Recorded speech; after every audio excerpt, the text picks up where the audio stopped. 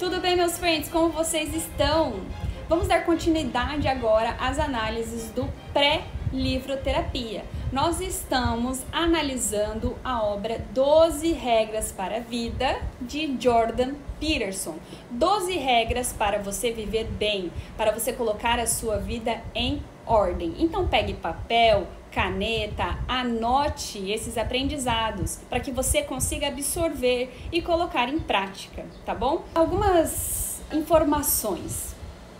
Gente, o pré-livroterapia é gratuito. Estou publicando as análises aqui no YouTube, mandando o link ali no grupo do pré-livroterapia para que você experimente como livros são instrumentos terapêuticos. Por quê? Há um autor, Jordan Peterson mesmo fala isso também, ele diz o seguinte: muitas pessoas não têm transtornos mentais, não têm doenças, mas sim problemas em saber viver, da melhor forma de viver. E conhecimentos abrem os nossos olhos. Livros fizeram por mim o que muitas vezes nenhum profissional da saúde mental foi capaz de fazer. E eu sou psicóloga, eu preciso falar isso para vocês. Então, conhecimento abre os nossos olhos. Primeiro, nós aprendemos, absorvemos e aos poucos nós colocamos isso em prática, tá? Mas quarta-feira, no dia 5 de fevereiro de 2025, abrirão as inscrições para o Livroterapia.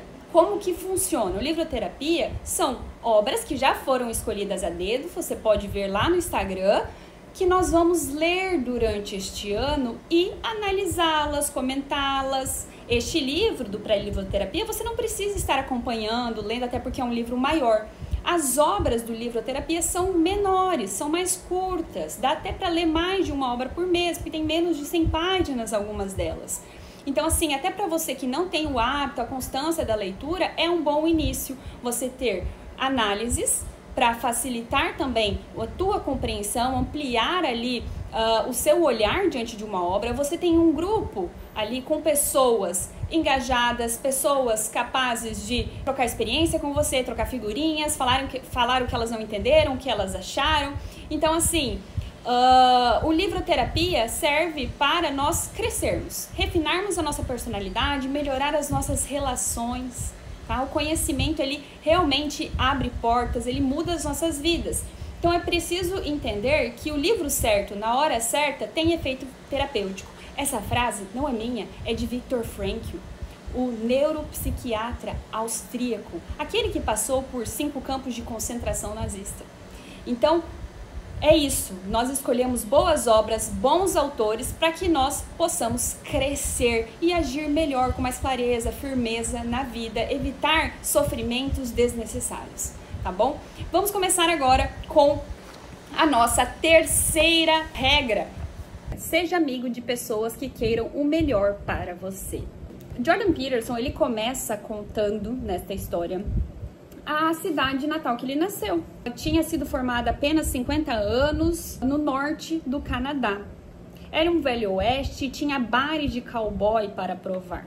Ele conta que 3.000 pessoas viviam lá, a 650 quilômetros da cidade mais próxima. TV a cabo, videogames e internet não existiam. Não era fácil se divertir inocentemente, especialmente durante os 5 meses de inverno, quando longos intervalos de dias com temperaturas de 40 graus abaixo de zero e noites ainda mais frias eram a regra.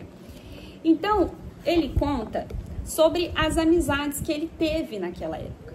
Ele diz: naquela época eu tinha um amigo, vamos chamá-lo de Chris. Ele era um cara inteligente, ele lia muito, gostava do tipo de ficção científica que eu também adorava. Ele era um engenhoso, tinha interesse em kits eletrônicos, engrenagens e motores. Era um engenheiro nato. Porém, tudo isso era ofuscado por alguma coisa que tinha dado errado em sua família. Não sei o que era. Suas irmãs eram inteligentes, seu pai tinha uma voz suave e sua mãe era gentil. As meninas pareciam estar bem, mas Chris tinha sido negligenciado de alguma forma significativa. Apesar de sua inteligência e curiosidade, ele era irritadiço, ressentido e sem esperança. E tudo isso se manifestou materialmente na forma de sua caminhonete Ford azul 1972. famigerado veículo que tinha um amassado em cada parte da lataria. E pior, tinha o mesmo número de amassados na parte de dentro. Esses haviam sido produzidos pelo impacto das partes dos corpos de amigos das superfícies internas durante os sucessivos acidentes que resultaram nos amassados exteriores. A picape de Chris era o exoesqueleto de um niilista. Tinha um adesivo perfeito para um para-choque. A ironia gerada pela combinação do adesivo e dos amassados o elevava ao teatro do absurdo. Muito pouco daquilo era, por assim dizer, acidental. Toda vez que Chris batia sua caminhonete, seu pai mandava consertá-la e comprava alguma coisa para ele. Ele expressava constantemente uma insatisfação com seu pai e com seu relacionamento entre eles. Mas seu pai era bem velho e não estava muito bem, havia sido diagnosticado com uma doença depois de muitos anos. Ele não tinha energia necessária, talvez não conseguisse prestar atenção suficiente em seu filho, talvez tinha sido para fragilizar, isso tinha sido o suficiente para fragilizar o seu relacionamento entre eles. E aí Chris, ele tinha um primo, o primo era o Ed, que era uns 2 anos mais novo que ele. Eu gostava dele, até onde é possível eu gostar do primo mais novo do seu amigo adolescente. Ele era um garoto alto, inteligente, cantador e bonito, também era espirituoso. Se você o tivesse conhecido aos 12 anos, teria imaginado um bom futuro para ele. Mas Ed começou a se desviar do caminho lentamente, rumando para um novo modo de existência marginal, deixando-se levar. Ele não era tão revoltado quanto Chris, mas poderia dizer que foi a pressão do grupo que fez com que ele começasse a se desviar do caminho. Só que seus colegas não estavam obviamente mais perdidos ou eram mais eloquentes do que ele, embora fossem de modo geral menos inteligentes. Também aconteceu que a situação de Ed e Chris não pareceu melhorar após descobrirem a maconha. A maconha não é ruim para todos, assim como o álcool não é ruim para todos. Às vezes, até parece que ela deixa as pessoas melhores. Não foi o caso de Ed e tampouco melhorou Chris. Para nos divertir longas noites, Chris e Ed e outros adolescentes ficavam dirigindo entre a cidade com aquela sua caminhonete. Então ele conta que esse era o divertimento deles, de se divertir e passear com a caminhonete.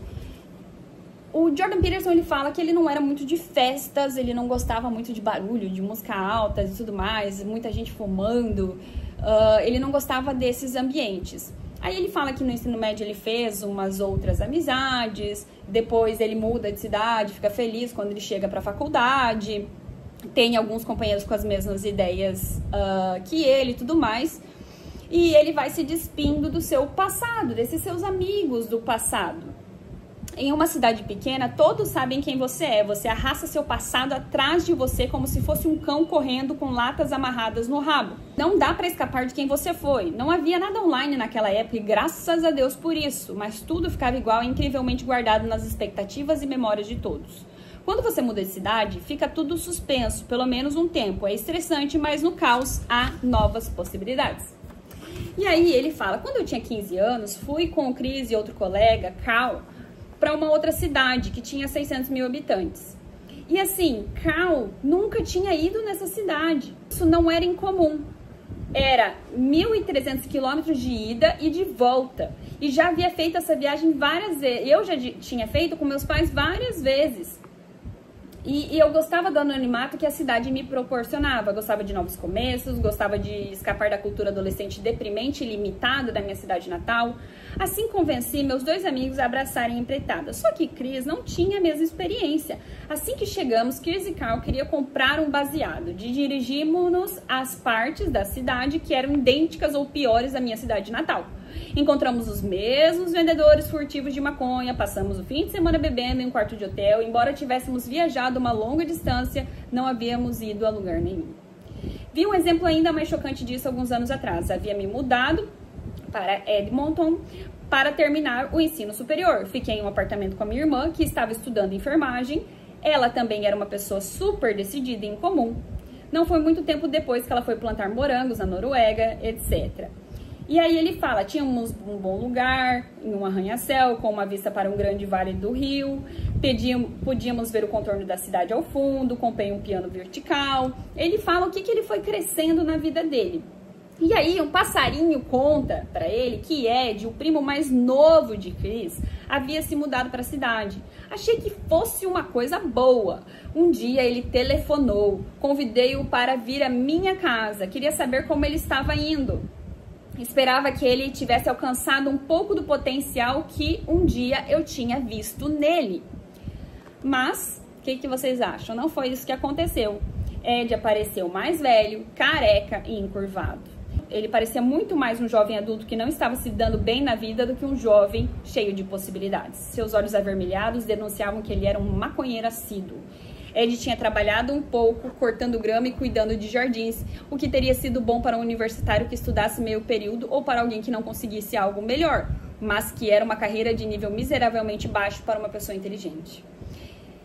E aí Ed, ele veio acompanhado de um amigo. E desse amigo, Jordan Peterson diz que ele lembra bem, ele estava entorpecido, estava chapado, estava totalmente doidão. A cabeça dele e o nosso apartamento bonito e civilizado não ocupavam o mesmo universo facilmente. Minha irmã estava lá. Ela conhecia o Ed. Ela já havia visto esse tipo de coisa antes, mas eu ainda não estava feliz por Ed ter trazido essa figura à nossa casa. Ed sentou-se, seu amigo também, embora parecesse que ele nem havia notado. Era uma tragicomédia. Chapado do jeito que estava, Ed ainda tinha capacidade de ficar envergonhado. Bebemos nossa cerveja. O amigo dele olhou para cima. Minhas partículas estão espalhadas por todo o teto. Soltou. Sabe as palavras. Levei Ed para um canto e disse educadamente que ele tinha que ir embora. Eu lhe disse que não deveria ter trazido seu colega cretino e inútil. Ele concordou, ele entendeu. Isso tornou a coisa ainda pior. Chris, seu primo mais velho, escreveu uma carta há muito tempo depois sobre isso. Eu a incluí no meu primeiro livro, aí ele fala no livro qual. Ele escreveu: tive amigos, disse ele, antes qualquer um com autodesprezo suficiente para poder perdoar o meu. O que será que fez com que Chris, Cal e Ed não conseguissem, ou pior, talvez não quisessem mudar de amizades e melhorar as circunstâncias de suas próprias vidas? Seria isso inevitável, uma consequência de suas próprias limitações, doenças emergentes e traumas do passado?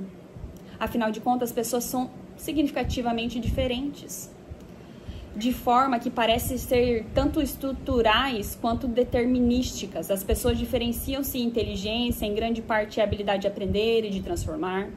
As pessoas têm personalidades diferentes também. Algumas são ativas, outras são passivas, outras são ansiosas ou calmas. Para cada indivíduo que é motivado a realizar, há outro que é indolente. O grau que essas diferenças são partes imutáveis de alguém é maior do que um otimista pode presumir ou desejar. E depois há doença mental e tudo mais. Chris teve um surto psicótico quando estava na casa dos 30 anos, após flertar com a insanidade por vários anos. E o que acontece?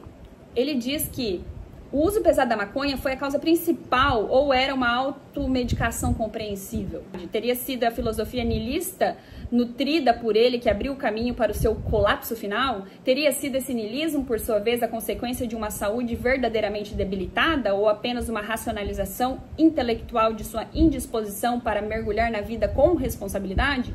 Porque ele, assim, com seu primo e meus outros amigos, continuamente escolheu pessoas e lugares que não eram bons para ele. Aí, a resposta que Jordan Peterson dá, porque ele fala assim: o menino tinha uma boa casa, o menino tinha uma boa família, ele batia a caminhonete, o pai mandava consertar. E por que ele fazia isso com a própria vida? Por que ele vivia drogado, fumando maconha? Aí ele tenta até justificar dizendo: será que a maconha era para acalmar ele? Né? Dizem que não é nenhuma apologia ao uso, mas assim, o que será que estava acontecendo? Por que esse niilismo de a vida não tem sentido mesmo, vamos viver o agora, né? Olhar tudo como sem sentido. E aí ele vai responder essa pergunta dizendo: às vezes, quando as pessoas têm uma opinião negativa sobre o seu próprio valor, ou talvez quando se recusam a assumir responsabilidade por suas vidas, escolhem uma nova amizade precisamente do mesmo tipo que se provou ser causadora de problemas no passado. Essas pessoas não acreditam que merecem coisa melhor, então nem procuram algo melhor, ou talvez não queiram um trabalho para conseguir o melhor. Freud chamava isso de compulsão por repetição. Ele a considerava um desejo inconsciente de repetir os horrores do passado. Às vezes, talvez, para formular esses horrores mais precisamente. Às vezes, para tentar um domínio mais ativo. As pessoas criam seus mundos com as ferramentas que estão ao seu alcance. Ferramentas com falhas produzirão resultados com falhas. O uso repetido das mesmas ferramentas com falhas produzirá o mesmo resultado com falhas. Então, é dessa forma que aqueles que não conseguem aprender com o passado estão condenados a repeti-lo. O que acontece? Vamos levar até para a vida familiar. Você vê sua mãe fazendo algo que você não gosta e você sempre recrimina, ou algo da vida dela que ela não tomou uma boa ação. E aí você, como filha, em vez de, ao crescer, mudar esse caminho, você não aprendeu a extrair essa experiência, absorver essa experiência, algo para a tua vida, algo que modifique. Não, você repete. Você repete o padrão. Você repete a mesma forma de lidar com o financeiro, a mesma forma de lidar com relação a relacionamentos. Você repete esse padrão. E tem gente que prefere, olha para essas circunstâncias e só tira o amargor. A vida não tem sentido mesmo, a vida... E aí paralisa e só vai de mal a pior. Porque quando você começa a estagnar, você não fica parado, você vai para baixo. A vida é mais ou menos assim. Imagine que tem uma subida e você está de, sei lá, skate na subida. Quando você para, você vai para baixo. Então, nós precisamos entender que, diante das situações que nos acontecem, daquilo que a gente não pode controlar, alguma coisa que não sai bem, por exemplo, o Chris, ele tinha algum problema com relação ao pai dele, a melhor atitude ali era falar, poxa, quando eu for pai eu não quero ser dessa forma, ou eu não quero agir assim. Não ir para o caminho do ressentimento, da amargura. E muitas vezes a gente quer fazer o quê? Quando a gente está com pessoas, conhece pessoas assim, a gente quer resgatar elas. Resgatar os condenados. A gente quer ajudar. As pessoas escolhem amigos que não são bons para elas por outros motivos também. Às vezes elas querem resgatar alguém. Será que você não está querendo resgatar alguém na tua vida? Isso é mais típico com pessoas mais jovens, embora o ímpeto ainda exista em pessoas mais velhas. Alguém pode objetar, nada mais justo do que ver o melhor nas pessoas. A virtude suprema é o desejo de ajudar. Mas nem todos que fracassam, gente, essa frase é maravilhosa. Nem todos que fracassam são vítimas. Nem todos que estão no fundo querem subir. E se você continuar tentando puxar essas pessoas para cima e elas não querem subir, você vai para o fundo junto com elas. Imagine que uma pessoa não está indo bem, ela precisa de ajuda, ela pode até querer a ajuda, mas não é fácil distinguir entre alguém que verdadeiramente quer e alguém que precisa de ajuda. Porque alguém que quer ajuda, você vai ver que essa pessoa ela vai tentar e ela vai se dispor a isso. Mas tem uma frase de Emma, do livro Emma, que nós lemos no Livroterapia de 2024, que ela fala assim, ó. Algumas pessoas, quanto mais fossem ajudadas, menos fariam por si mesmas. Por quê? Porque essa pessoa ela não quer subir. Se você fizer por ela, beleza, mas ela não quer subir, ela não quer crescer. Aí você pode dizer, mas Jesus estava com coletores fazia amizade com coletor de imposto, com prostitutas. Então, como que dá para julgar um motivo de estar próximo de pessoas assim? Porém, Cristo era o arquétipo do homem perfeito, e você é você. Como você sabe que suas tentativas de puxar alguém para cima não o levarão mais para baixo? Ele está dizendo. Então, o que acontece? Para nós crescermos, a gente precisa mudar o nosso ambiente. Nós precisamos de referenciais de saúde. Para você crescer, você precisa ter referencial de saúde. Você não teve uma família estruturada, você precisa buscar um referencial de saúde. Não é de perfeição, mas de saúde.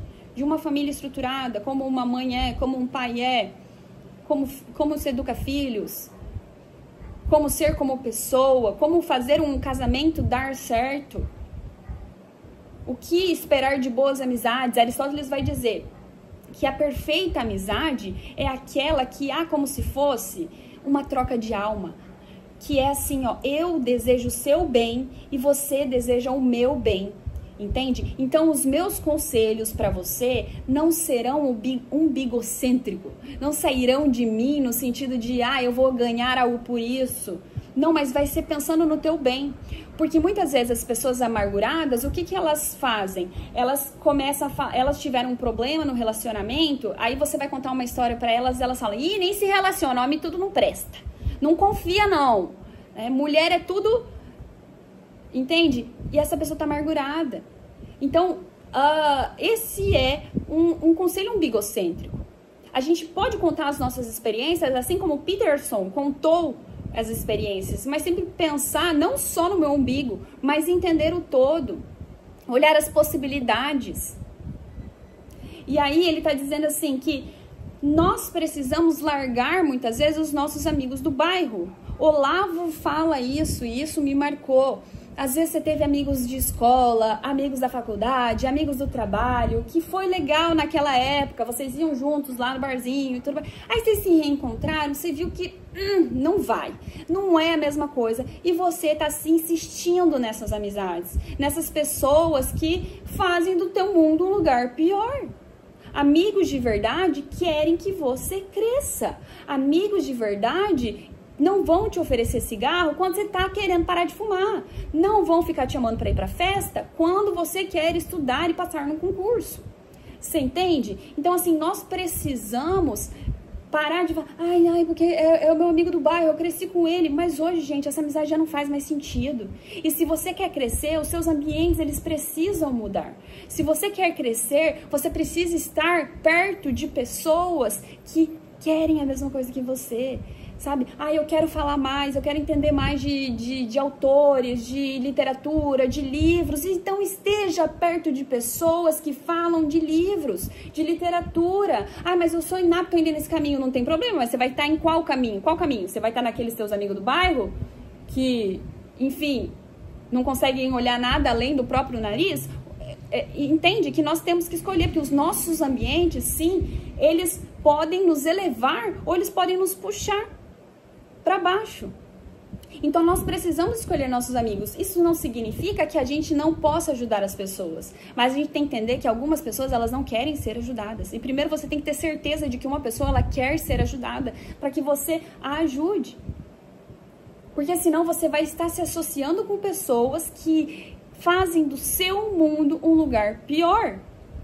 Você está se associando com pessoas que são ruins para você, não porque é melhor para alguém, mas porque é mais fácil. Você está se associando a pessoas só porque é mais fácil, porque você...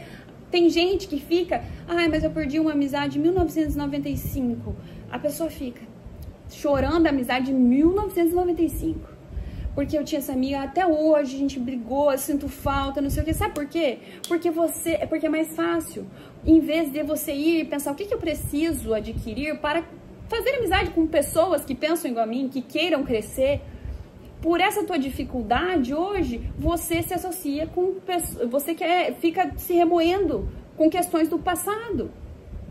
Você sabe disso, seus amigos sabem disso. Vocês estão vinculados por um contrato tácito, objetivando o niilismo, o fracasso e o sofrimento do pior tipo. Vocês todos decidiram sacrificar o futuro pelo presente. Ou seja, vocês estão só vivendo um momentinho ali e não pensando no futuro de vocês. Vocês não falam sobre isso. Vocês não se juntam e dizem, vamos escolher o caminho mais fácil. Vamos nos satisfazer com qualquer coisa que o momento trouxer. E vamos concordar, além disso, com não nos criticarmos por isso. Dessa forma, podemos esquecer mais facilmente o que estamos fazendo. Vocês não mencionam nada disso, mas todos sabem de fato o que está acontecendo. E aí, gente... Amigos são importantes. Sabe por que amigos são importantes? Porque você precisa de pessoas que dizem assim, Maria Fernanda, esse caminho que você está seguindo não é legal para você. Não é bom. A gente precisa disso. Porque amigos que querem o nosso bem, eles fazem isso. Maria Fernanda, você está bebendo demais. Olha, eu acho que isso aqui entendeu? E a gente precisa de alguém que endireite o nosso caminho quando a gente está saindo. Não tem um versículo que fala: amizade sincera dá ânimo para viver, né? Que quando a gente cai, nos ajude a levantar. Nós precisamos disso na nossa vida e nós precisamos buscar isso. Se você tem dificuldade de fazer amizade, você precisa buscar isso, buscar estar entre pessoas, adquirir, o que me falta para conseguir fazer amizade, qual que é a minha inabilidade. A gente não senta e chora e fala: mas eu não faço amigos, é isso. Não, a gente olha e fala: o que me falta? Qual ferramenta que me falta para conseguir ser melhor nisso aqui, para as pessoas estarem mais próximas a mim? Onde eu preciso estar? Talvez eu devesse pelo menos esperar antes de ajudá-lo, até que esteja claro que você quer ser ajudado. Carl Rogers, o famoso psicólogo humanista, acreditava que era impossível começar um relacionamento terapêutico se a pessoa que buscava ajuda não quisesse melhorar. Essa é a questão. Chega pra mim o paciente, obrigado, foi obrigado o rapaz foi obrigado pela esposa, só continua com você se você fizer terapia. Aí ele vai fazer terapia, mas ele não quer se ajudar. Não é fácil. Não é possível ajudar quem não quer ser ajudado. Então ele diz que é preciso fazer um acordo recíproco. E agora presta atenção nisso que eu vou te falar. Eis algo a se considerar. Se você tem um amigo cuja amizade não recomendaria à sua irmã, ao seu pai, ao seu filho, por que teria tal amizade para si mesmo? Talvez você diga: por lealdade, tantos anos que a gente se conhece aí. Bem, lealdade não é o mesmo que burrice. A lealdade deve ser negociada, justa e honestamente. A amizade é um acordo recíproco. Você não fica moralmente obrigado a ajudar alguém que está fazendo do mundo um lugar pior. Muito pelo contrário, você deve escolher pessoas que queiram que as coisas melhorem, não piorem. É correto e louvável se associar com pessoas cujas vidas seriam melhoradas se visse a sua vida melhorar. É correto se associar com pessoas cujas vidas seriam melhoradas se vissem a sua vida melhorar. Você está entendendo? Que você se associa com pessoas que estão felizes porque você está melhorando na sua vida, porque a sua vida melhorou? Precisa se cercar de pessoas que tenham ambições maiores, que não vai tolerar o seu cinismo, a sua autodestrutividade. Você está sendo destrutivo para si mesmo, vai falar: não, isso que você está fazendo para si não é bom. Os amigos verdadeiros, eles encorajarão quando você fizer algo bom por si mesmo e o punirão quando você não fizer. Não pense que é mais fácil se cercar de pessoas boas e saudáveis do que das más e prejudiciais. Não é. Uma pessoa boa e saudável é um ideal. É preciso força e ousadia para estar ao lado de uma pessoa assim. Tenha um pouco de humildade, tenha um pouco de coragem, use o seu senso de juízo e proteja-se da compaixão e piedade totalmente desprovidas de senso crítico. Seja amigo de pessoas que queiram o melhor para você.